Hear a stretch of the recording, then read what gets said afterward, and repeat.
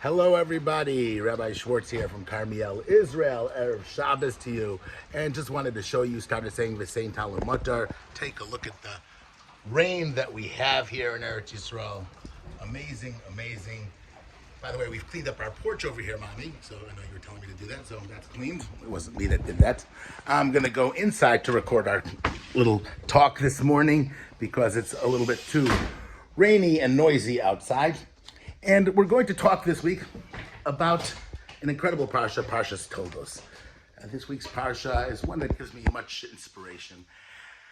We talk about Esav and Yaakov. These are the last of the Avos HaKadoshim that we're connected to. And I always recall on this week's parsha a vad that I had from Mimnahal when I was learning in Stanford Yeshiva, Rabbi David Hershmeyer, a big Satmar Chassid. And he sat us down one Thursday night during our vad, and he said to us, "Wie soll die gemeint as an ausgekickt Esav?" How do you think that Esav looked? What's the image that we have in our mind? And he says that the image, that most of us might have is that he was a big, hairy, muscles, maybe a tattoo, red hair. He had an open shirt, hair popping out, maybe a little kleiner Yambitschke, right? A small, a little big Magen David on his chest, right? He said, "You really think that that's the way that Esav looked?" He says, "You think that that would have fooled Yitzchak?" I mean, this is what Yitzchak... Now, again, we're not talking about little kids here. I just want to correct everybody here. When we're talking about Yaakov and Esav, when they steal the brachos, they're 63 years old. Right? Do you think that that's what would have fooled Yitzchak? He goes, never. Yitzchak would have known that this is not worth giving the brachos to. He goes, Ich meint, dass Esav hat ausgekickt, bidiyuk azoi vi Rebshach. You look like the gadol HaTorah, the Hadras Punim, and this and that. Like the biggest gadol, the biggest rabbi. I said at that time, I'm sure that ausgekickt azoi vi the Satmar Rebbe. Maybe he looked like the Satmar Rebbe. Boom! Got a nice slap on the face for that one that I still feel today.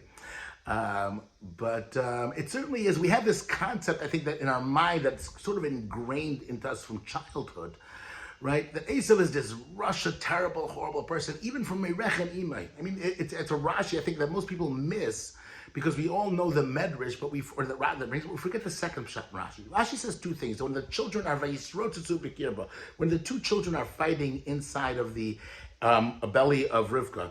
So Rashi says the first Pshat that we all know is that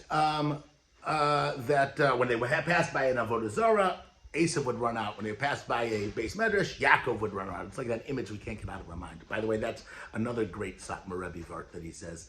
Why was she nervous? So Farshim say, that is it the same boy that's going to go to Avodah Zarah is also going to go, idolatry is also going to go to do, learn Torah. I don't want a child like that. Frek the Satmar Rebbe, he asks the question, he says, I don't understand. Maybe he's going to Beis Medrash to learn, and he's going to the Avodah Zarah to demonstrate, to throw stones, to protest. When you go to Elamizet, the Satmar Rebbe, he says, we see from there that it's nicht derselbe Kind was geht zu lernen in the Beis Medrash. It's not the same child that goes to the Beis Medrash. Is der was geht zu Afkunas, is the one that's going to go out and demonstrate and burn cars and throw stones. Right? It's not the same boy. Right? But that's the first Pshat in Rashi. The second Pshat in Rashi says something else. He says,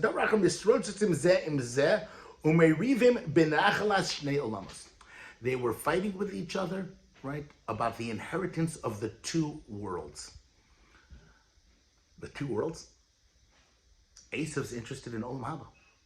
It's not that Yaakov wants Esav wants Olam Haza, Yaakov wants Olam Haba. Right? There wouldn't be a fight then. The fight is that they both want both worlds. Right? Esav wants Olam Haba just as much as Yaakov does.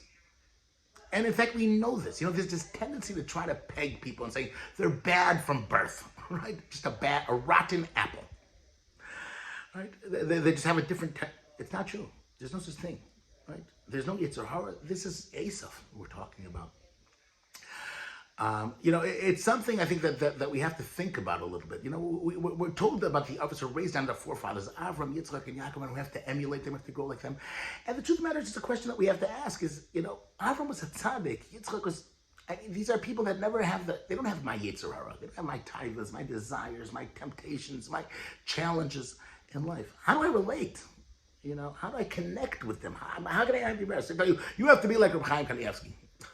What does that mean? It's too much for me, right? We relate a little bit more to Esav. And the truth of the matter is that we're supposed to. Right? It says at the end of the Parshat, Toldos Yitzchak, Yaakov and Esav ha'amurim b'Parsha. The ones that, these are, Yaakov and Esav are both the children of Yitzchak. And Esav is fighting about Olam Haba. There's two types of Jews, the Rambam tells. There's two types of people that are born, two types of personality types. There are those that are people that are just driven to do the right things. We know people like that. My son Yono, Lion he just loves to learn. And there are kids that don't. They like to play. They like to have other, they want to go out for a coffee every 5 minutes. They're drawn to the street and everything that's out there. They're both created by Hashem, and neither one of them is bad. They have different avodas, different work. One is supposed to raise up Hashem and bring it this high level, take it higher and higher, and one is supposed to go down in the dirt and bring him up from there. Do tshuva. To raise, and that job is a much more important job even. It's the job of the Bechor, job of the firstborn, the Bechorah. Right?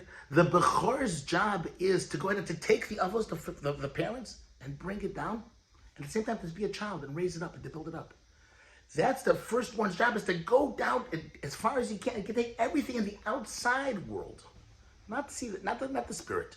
Yaakov's focused on the Torah. He stays inside in the Torah and the spirituality world. He stays in that spiritual realm.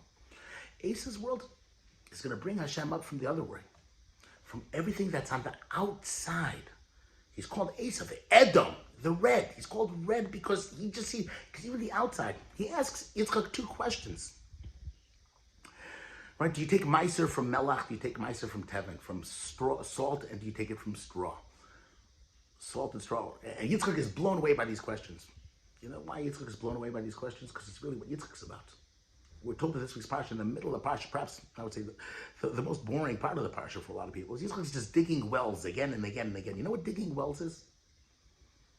Till we get back to the other story. You know what digging wells is? Wells is going into the dirt and seeing dirt. Water. Mayim Chaim. Finding the holiness, finding that spiritual life amongst the dirt. Yitzchak sees that in Esav. He goes, Melach and Tevin are two things. Straw and salt are two things. You know what salt is? Salt is meant, it has no function within itself. It's there to bring out the best in everything else, in the meat. Right? If salt is there, you taste the salt, it's not good. Right? It's too much salty. It's showing itself too much. It's supposed to go ahead and be there to bring up other things. Straw is the opposite. Straw is used as building material to build something. Right? Something to bring. It's the foundation to build up, to make cement, to make something else. But it's to build something. Esav says, "I'm the external. How do I do that? How do I make Meiser from that? How do I go ahead and take these externalities, right?" And the answer is you have to be involved yourself. You have to just go into them and take them up and bring them out. Say, I want this and this, but I'm going to turn myself over to Hashem. Right? That's what Esav said. He's fighting over that world. Yitzchak wants to give him the Bechor because he deserves its Bechor, because that's what the Bechor is supposed to do. It's fascinating. Esav loses it. When Vayivas is the Bechor, he sells it to Yaakov Avinu. That's the day that Avram Avinu lost. That's the day, until that day, Esav was perhaps getting something from Avram Avinu that he lost. They don't have that connection anymore. And it says, why do I need the Bechorah? Because the Bechorah is not going to go anyways. It actually says it goes from here, it's going to go to the Levium ultimately. I'm not going to have that anyways. It's interesting, we're talking about Hanukkah time now. The truth of the matter is it's really not supposed to go to the Levium, the Bechorah. The firstborn is supposed to go to the one, the work to bring up Hashem, the kingship. That's the work of the Bechor. The Chashmonayim, Hanukkah time, they take both roles. They're the kings and they're the priests. They're trying to be Yaakov and Esav, but it's not supposed to be that way. They can't do both jobs, right? Their job is to be the Olim, right? And they lose it. It's going to come back to the Bechor. It's going to come back to the firstborn, right? And he's saying, what do I need it for? It's going to go here, there. I just need the outside. It's just external. Rabbi Yitzchak Vark says something fantastic. He says, why did Hashem make it that Yaakov gets the Bechorah, he gets the firstborn, he has to be dressed up like Esav, you know? Why did Hashem just give the brachas to Yaakov? He deserves the brachas, he's a tzaddik. He says something so powerful, and this really is the culmination. He says, if Yitzchak would have given the brachas to Yaakov, then you'd be giving it to Yaakov because you're a tzaddik. You learn, you deserve the blessings, you need all of these things to help you sit and learn and study and serve Hashem that way. And guess what? As the children of Yaakov, if we would receive the brachos like Yaakov, we would not be deserving of them. Because we're no Yaakovs. We're not the ones that are going to sit and learn like that. We're not the ones that are holy. That we do sins, we do affairs, we have tithes, we have this, that. We're down in the muck. Right? And we wouldn't be married to brachos. Yitzchak had to give the brachos to Esav. He had to give the brachos to somebody that's saying, you're a Russian, you're somebody that has these desires and the physicality, and that's why you need the brachos. That's why you need the strength to do it, to pick you up from all of that. The brachos have to be given on those terms. Then we can get them. Because Yaakov becomes Esav. Right? Yaakov takes over the role of Esav. He marries the wives of Leah. He goes ahead and he has two. He's Yaakov and Yisrael. He finds out that Yaakov is, in every Jew, you've got some Yaakovs and you've got some Esavs that are Yisraels. We have Yaakov and Yisrael. We're both roles. We look up and we connect to the Avos, to the forefathers, because they have that Esav aspect to them as well. The holy Esav aspect. In Mara Samach Pela, we're told that with Yitzchak lies the head of Esav. The head is the firstborn. It's the stop. It's the head. It's the stop. Because that's really something that's holy. That's the holiness of all of our people, and all of those people that we say, they're bad seed. They're bad children. You know what? They're the holiest seeds. They're the ones that have the power to raise up the world. And we can do it because we have the blessing from Yitzchak. We got the blessing and the strength to be able to raise up and lift the world up even higher. That's my idea. It's a mind-changing way when you look at children, when you look at ourselves, and able to connect. Hashem should really give us all of the blessings. The Tal Shamayim, we have the rain, we have the dew outside, and the Mirza Hashem, we should only have the bracha. Shabbat Shalom. Again, anybody that wants to sign up and subscribe, go to my YouTube site, hit subscribe. You can get my weekly emails, rabbischwartz@yahoo.com. And there goes the doorbell. Have a great Shabbos. See you.